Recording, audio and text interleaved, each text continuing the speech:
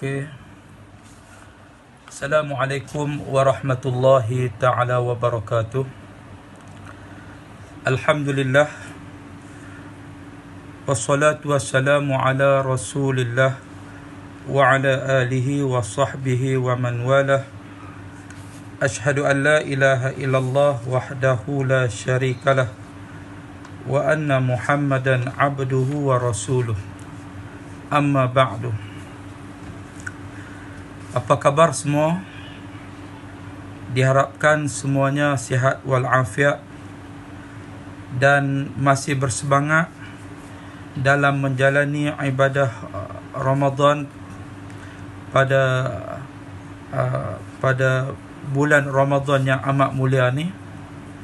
Dan kita bersyukur kepada Allah Subhanahu wa taala kerana pada malam ni seperti biasa kita bersama berkongsi di dalam ruangan FB secara live ini bersama dengan Seriti Sekolah Rendah Integrasi Trust Islam Darul Hadis Padang Menorah. Dan insya-Allah tajuk pada malam ini adalah berkaitan dengan berbuka dengan makanan yang halal.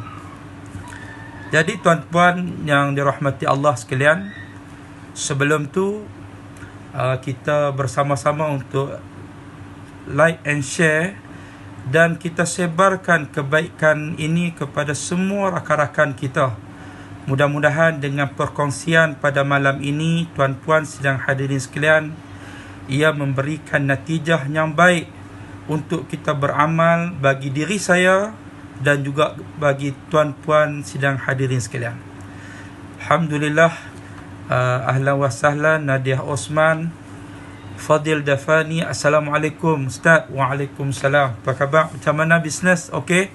Alhamdulillah, saya doakan kepada Fadil dan juga isteri yang usahawan yang berjaya ni, insya-Allah mudah-mudahan dengan berkat bulan Ramadan ini rezeki anda sentiasa diluaskan oleh Allah Subhanahu wa taala. Baik. Begitu juga dengan rakan-rakan yang melayari FB Live pada malam ini. InsyaAllah kita doakan agar sama-sama dilimpahkan rezeki dan juga Allah Ta'ala kurniakan keberkatan kita. Dan kita juga sama-sama doakan mudah-mudahan kita mendapat ganjaran yang banyak oleh Allah Subhanahu wa Ta'ala, insya-Allah. Baik.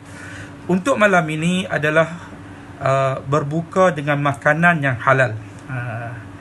Berbuka dengan makanan yang halal. Tuan-puan sekalian, tajuknya simple, tapi saya nak sentuh kepada tuan-puan sidang hadirin sekalian pada malam ni berkaitan dengan makanan yang halal.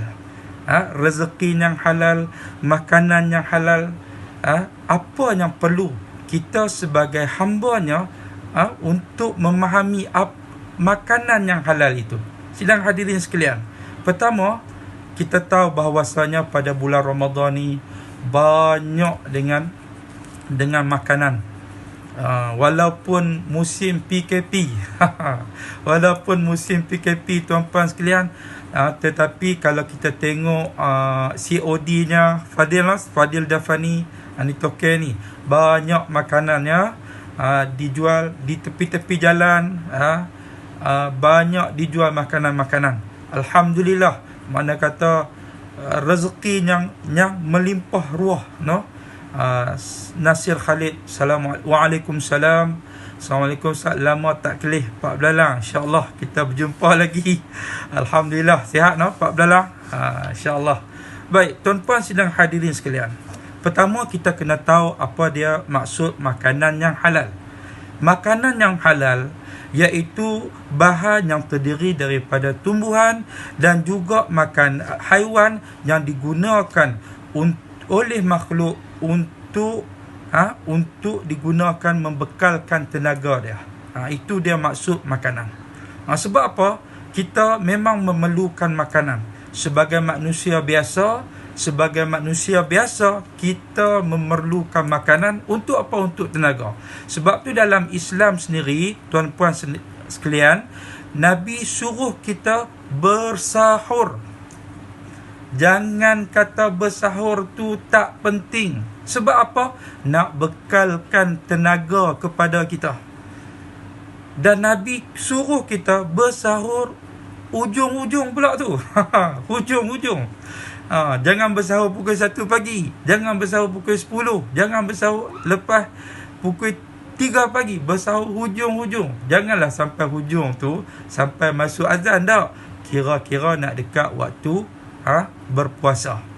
Sebab apa? Berkaitan dengan makanan tadi, iaitu kita diminta supaya memakan sesuatu sekurang-kurangnya air, kurma, sekurang-kurangnya kena bersahur. Untuk apa? Untuk membekalkan tenaga kepada kita. Yang ni penting, tuan-tuan sekalian. Baik, Ridwan, Kamil Mak Ridwan, Waalaikumsalam. InsyaAllah jangan lupa tuan-tuan like and share kepada kawan-kawan lain. Sikit saja kita bicara pada malam ni, tak sampai setengah jam. Seterusnya, tuan-puan sekalian, konsep makanan dan minuman menurut Islam. Okey, di sini digariskan konsep makanan dan minuman menurut Islam ini terbagi kepada dua, iaitu yang pertama dia makanan yang halal. Makanan yang halal iaitu makanan yang dibenarkan oleh syarak. Makanan yang dibenarkan oleh syarak. Sekejap kita tengok kategori dia pula. Yang kedua iaitu haram. Makanan yang haram, makanan yang tak dibenarkan oleh syarak, yang tak dibenarkan oleh Allah, oleh Nabi SAW. Okey? Boleh? Yang tu kita kena faham antara halal dan juga haram. Apa tujuannya daripada segi konsep Islam itu? Iaitu adalah untuk menjaga tata cara kehidupan manusia. Nak jaga agama dia, nak jaga akal dia, nak jaga nyawa dia, nak memelihara hartanya, nak memelihara keturunannya. 5 konsep asas maqasid yang kita selalu duk bincang. Itu tujuannya wujudnya halal dan haram itu. Nanti orang kata pula, ustaz tak ada kerja lain. Kerja nak bagi halal, kerja nak jadi haram. Kerja nak halal, nak haram. Bukan lagu tu. Tetapi kita nak melihat daripada sudut ilmunya, maqasidnya, tujuan dia adanya halal dan haram itu adalah untuk menjaga kehidupan orang Islam khususnya. Kehidupan manusia itu secara amnya. Baik. Kategori bagi makanan ini kita sebut tadi ada makanan halal, ada makanan haram, dan juga ada makanan yang ketiganya makanan syubhah. Halal saya dah sebut tadi, iaitu perkara yang dibenarkan oleh syarak. Yang haram iaitu seperti bangkai yang dilarang oleh Allah. Bangkai tak boleh, darah tak boleh, daging babi pun tak boleh, dan juga begitu juga dengan makanan yang tak disembelih. Saya tambah lagi satu. Ada orang faham, setengah orang tu kita tengok cerita saya suka juga bulan puasa kita selalu tengok cerita dia makan, dia buat cerita pendek tu, dia tak puasa. Tuan-tuan sekalian, bila tak puasa tak apalah, kawan dia tolong beli makanan, mi rebus ke mi kari. Dia pun kata sedapnya mi kari ni, daging daging harimau teriak. Dia pun kata buat bakar sedap. Last sekali kawan tu tanya dia, hang beli tang mana ni? Dia berat nak jawab. Hang beli tang mana ni? Dia berat lagi nak jawab. Hang beli tang mana? Maka dia kata kedai makan Ahok. Dengar tu nak termuntah balik. Tu perangai manusia. Hak Allah Ta'ala suruh buat tu, benda dia tak buat. Suruh puasa dia tak puasa. Tapi tang bab makan ni orang kita dia cukup jaga. Riba dia tak ambil kisah sangat. Babi sebut makan babi cukup, tak boleh nak makan.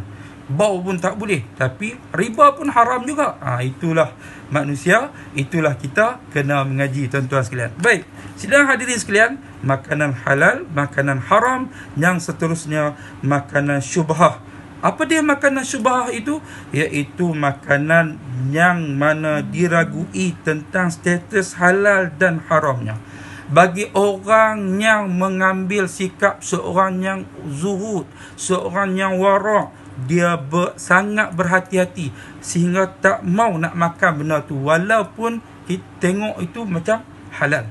Tapi sebab terasa dalam hati itu status dia itu samar-samar, syubhah itu sama-sama, maka dia tinggalkan supaya tidak menjadi benda yang menghitamkan hati dia. Sidang hadirin sekalian, itulah tentang makanan halal, haram dan juga syubhah, kategori jenis makanan ni. Jadi insya-Allah tuan-tuan sekalian, kita semua boleh bertanya kepada diri kita tentang mana yang kita makan ni.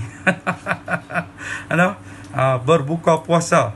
Bila tajuk ni berbuka puasa, makanan apa yang kita sentuh dulu?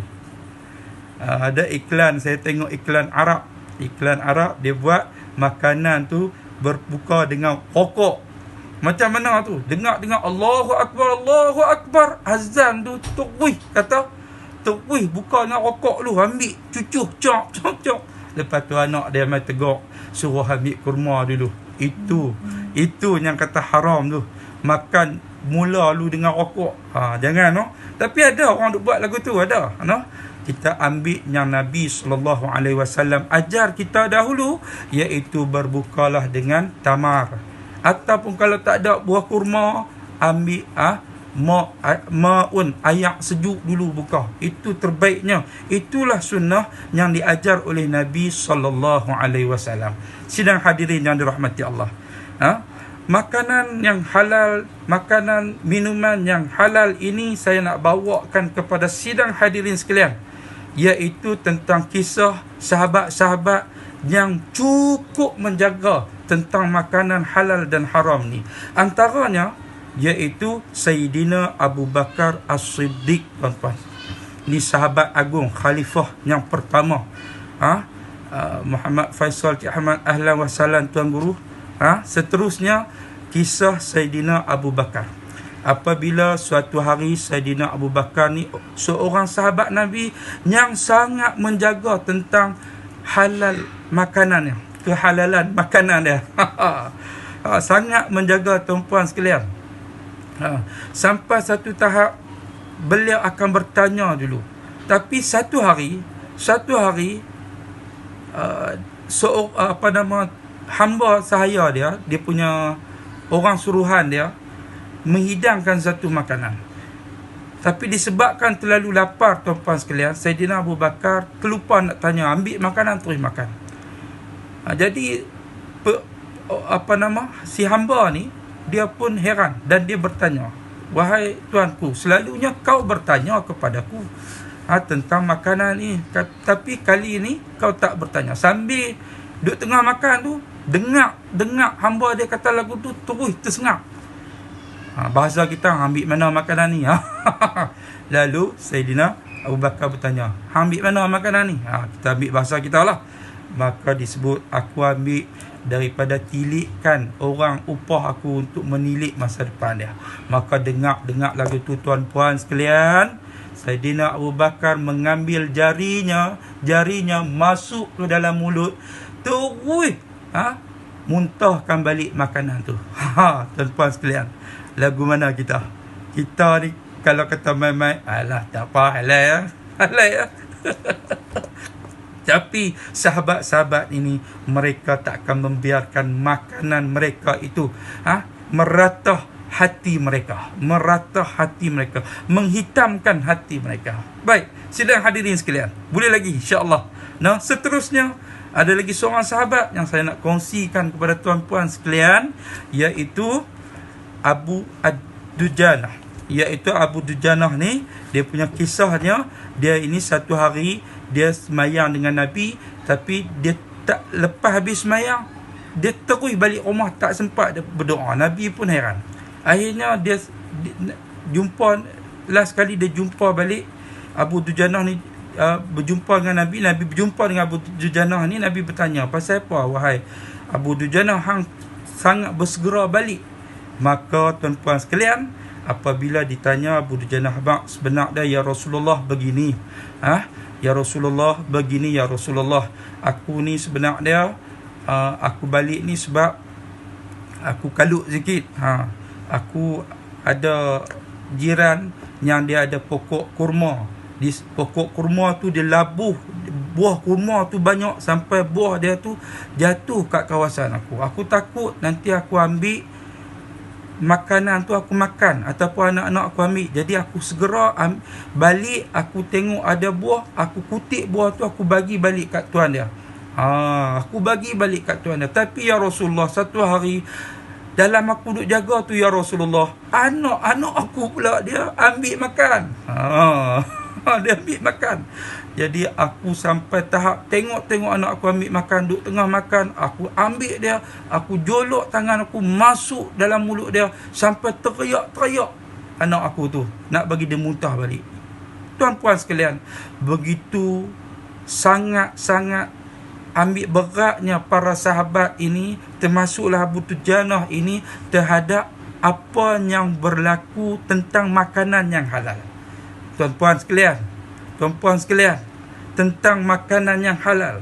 Begitulah kisah yang saya nak bawakan kepada tuan-puan sidang hadirin sekalian, tentang peri pentingnya apa yang dibawa oleh para sahabat ini, apa yang dijaga oleh para sahabat ini terhadap makanan.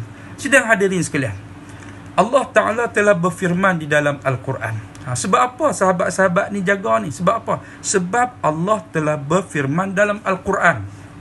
Kebetulan malam ni tarawih dengan keluarga terbaca ayat ni. Memang Allah Ta'ala ta'ala terbaca. Allah Ta'ala kata dalam Al-Quran, ya ayyuhan nasu kulu mimma fil ardi halalan tayyiban wala tattabi'u khutuwatis syaitan innahu lakum aduwwum mubin. Maksudnya tuan-puan sekalian, wahai sekalian manusia, makanlah daripada apa yang ada di bumi yang halal lagi baik, dan janganlah kamu ikut jejak langkah syaitan, kerana sesungguhnya syaitan itu ialah musuh yang terang nyata bagi kamu. Sebab perintah Allah yang Maha Esa ini dalam surah Al-Baqarah ini tuan-puan sekalian, maka para sahabat telah mengikut perintah itu. Kalau sahabat Nabi buat lagu tu tuan-tuan sekalian, apatah lagi kita ini, tuan-tuan sekalian, kita ni mesti lagi kena ikut. Tentang kerja kita, ini tentang makanan, tak kira lagi dengan kerja kita.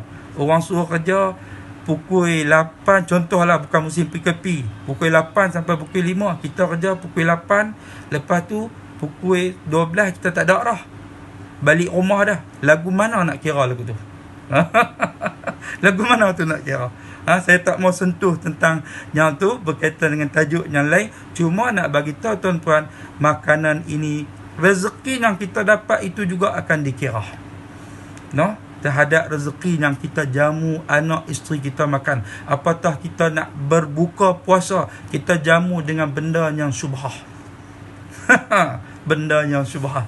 Sidang hadirin sekalian, seterusnya yang terakhir, kesimpulan yang saya nak bawa kepada tuan-puan sidang hadirin sekalian, ayat tadi Allah Ta'ala telah menekankan ada 4 perkara yang saya nak tekankan, apa yang kita faham daripada ayat itu.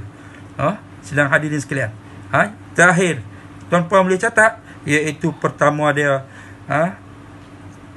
Allah Ta'ala suruh kita jangan haramkan perkara yang dihalalkan oleh Allah. Yang tu jelas. Jangan haramkan perkara yang dihalalkan oleh Allah. Allah Ta'ala bagi perkara halal, terus buat. Jangan duk jadikan benda tu sulit dengan mengharamkannya. Yang keduanya iaitu jangan kita melampaui batas. Jangan kita melampaui batas. Makan pun ada hak dia. Kalau kita nak beli makanan pun jangan melebih-lebih. Apatah lagi musim bulan puasa ni. Saya terbaca dalam satu keratan akhbar menyatakan dalam bulan puasa ni peningkatan sisa makanan itu berkali ganda berbanding dengan bulan lain. pada masyarakat Malaysia. Sisa makanan tuan-puan. Ada orang buat kajian benda ni. Macam mana kita? Kita habis tak makanan kita? Kalau nak beli itu Masya Allah, sampai tak tahu nak kira lah. Hak ni nak, hak ni nak.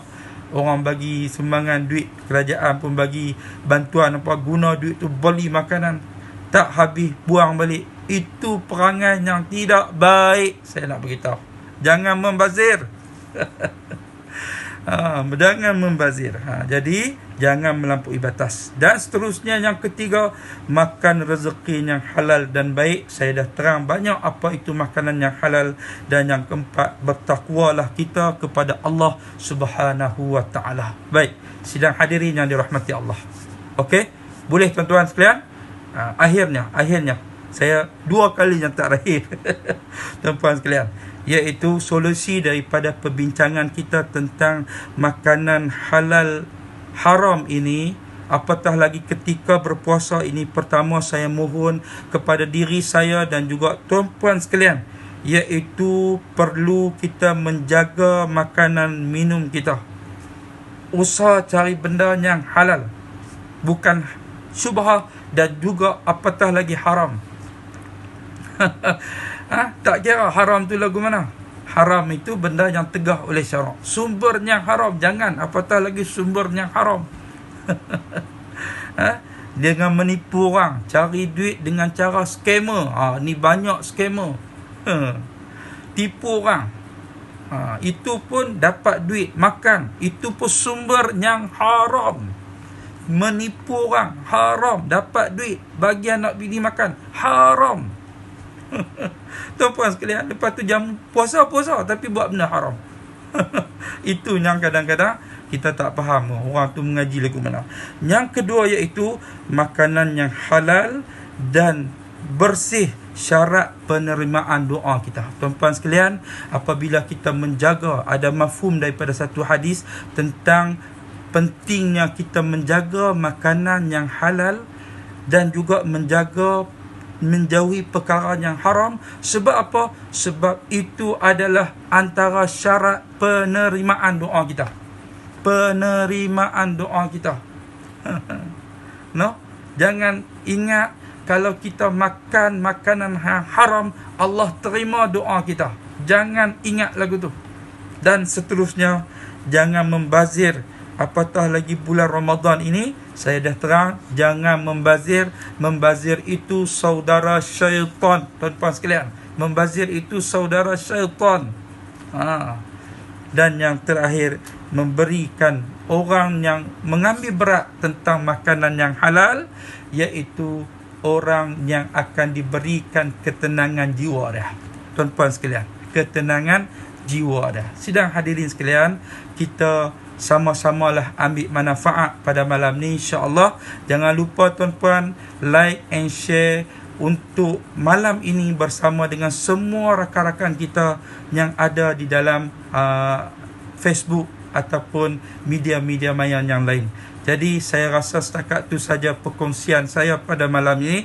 Jadi tuan-puan sekalian, sebagai akhirnya, jangan lupa tuan-puan, kita di Seriti Darul Hadis ini sedang berusaha untuk melunaskan hutang bersama dengan kontraktor bagi bangunan yang telah siap dan diduduki belajar oleh anak-anak kita. Jadi kita masih lagi mencari sumbangan daripada tuan-puan. Kalau ada yang ada duit lebih tu, bolehlah hulurkan kepada kami dalam akaun yang tertera di hadapan tuan-puan sekalian. InsyaAllah dengan berkat, dengan pertolongan, dengan sumbangan zakat ataupun wakaf tuan-puan ini di dalam bulan Ramadan, apatah lagi bulan yang mulia ni, Allah lipatkan 70 kali ganda lagi apa yang dia buat ni pada waktu bulan Ramadan ni. Kita ambillah peluang untuk rebutkan peluang ini, insya-Allah. Jadi kita berjumpa lagi pada lain masa, insya-Allah, dan bersama dengan para asatizah kita yang lain. Dan saya mohon maaf kalau ada salah dan silap. Aqulu qawli hadza wa astaghfirullahal azim li wa lakum. Wassalamualaikum warahmatullahi taala wabarakatuh. Bismillahirrahmanirrahim. Alhamdulillahirabbil alamin wassalatu wassalamu ala sayyidina Muhammadin wa ala alihi wa sahbihi ajma'in. Allahumma faqihna fid din wa 'allimna ta'wil. Allahumma arzuqna fahman nabiyyin walhamdulillahirabbil alamin. Baik, insya-Allah jumpa lagi